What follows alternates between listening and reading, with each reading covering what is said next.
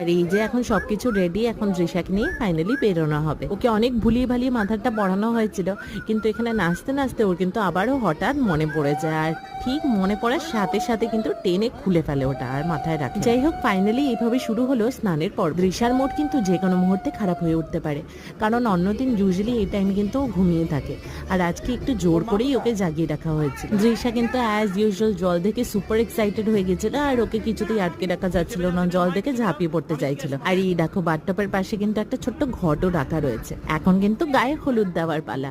হলুদটা কিন্তু মা আর মামি সবাই মিলে আগেই বেটে রেখে দিয়েছিল। এই হলুদটায় কিন্তু দৃশ্যের একটু ময়েশ্চারাইজারও মিক্স করা রয়েছে। দেখো অবস্থা, গায়ে হলুদ মাখাতেও কিন্তু কালী মায়ের মতো জিভটা বের করে নিয়েছিল। আমি কিন্তু একদমই এক্সপেক্ট করিনি যে দৃশ্যা এত চুপটি করে সুন্দর করে বসে গায়ে হলুদ মাখতে দেবে সবাইকে। ও কিন্তু সেদিন খুব একটা যন্ত্রণা দেয়নি, আর তাই শান্তি মাথায় কাজটা সারা গেছে। সেটা নেক্সট ব্লগে আসছে।